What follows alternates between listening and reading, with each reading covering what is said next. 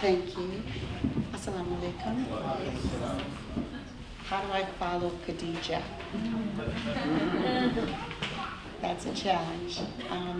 But before I begin, my name is pronounced Malika. It was a gift given to me by my husband, and it's something that I cherish a lot. I was his first Shahada, and it's been a wonderful journey. Part of what was given to me as Malika, my name before I became Muslim was Angela. Before that, it was Angelique.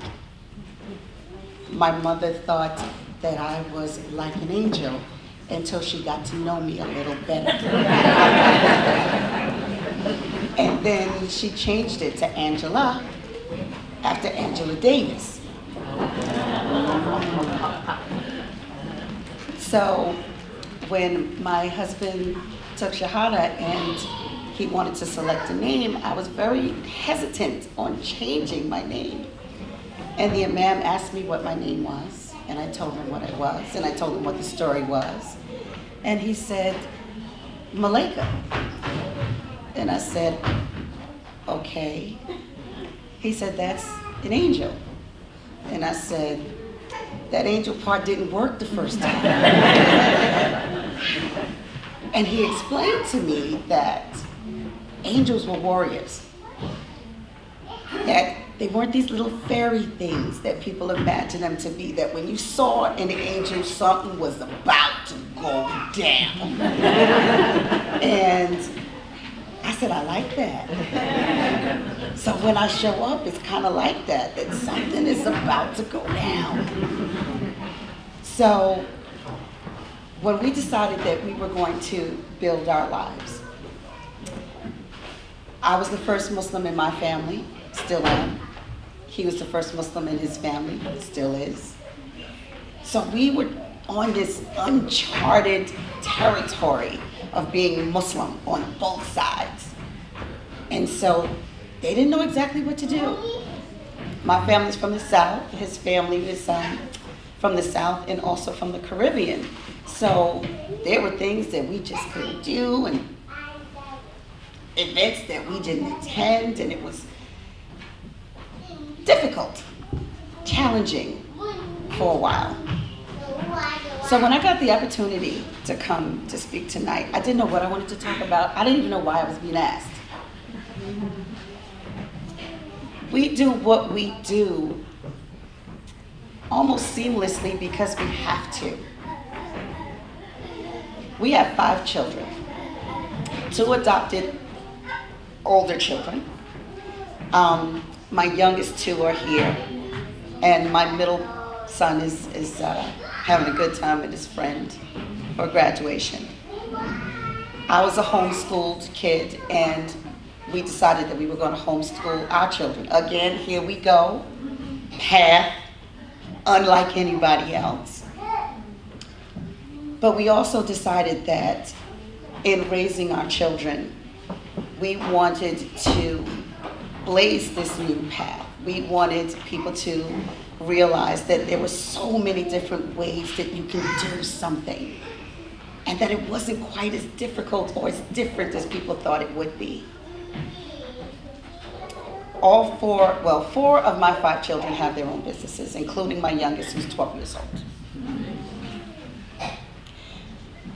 We let them know early that when you decide your worth, nobody else can. And so they decided that they were going to go into business. They decided, why wait? So every time someone asked them, what are you going to be when you grow up? And they said, well, I'm doing it now. I'm an author. She's writing, one of my daughters is preparing, she's writing her 2nd book. My other daughter, she's 9. She started her business when she was 9, and she's 12 now, and she's branched out, and she's writing a book, and she makes floral accessories.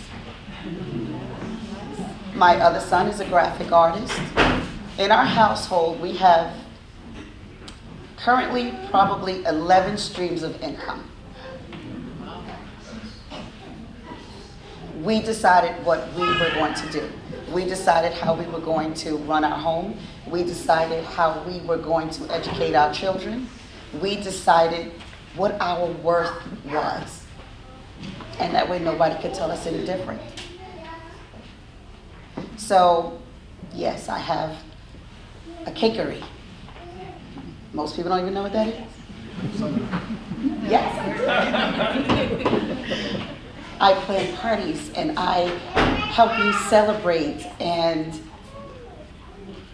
I still run into these moments when someone looks at me sideways and say, well, I'm having a quinceañera. Can you're Muslim, can you do that?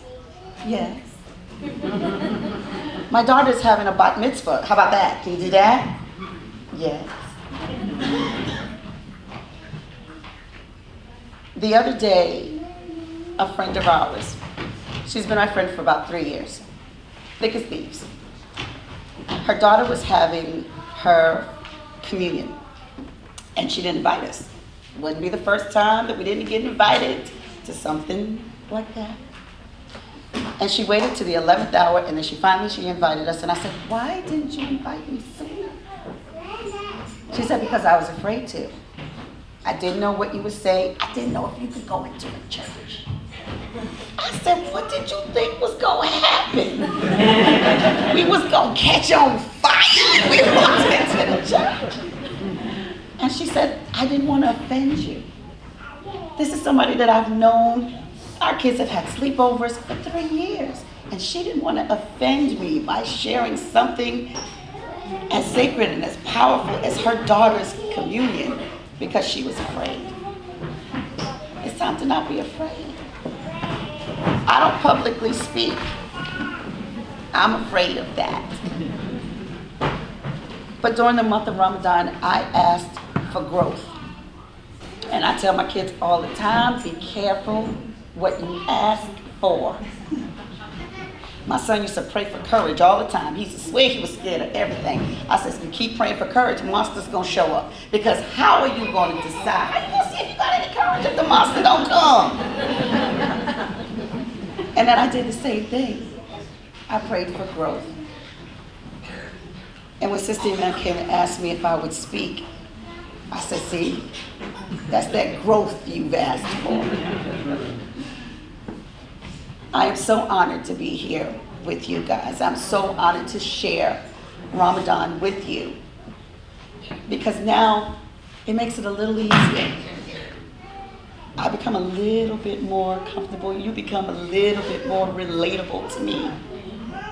And we see that there's more things that we have alike than we have that's not alike.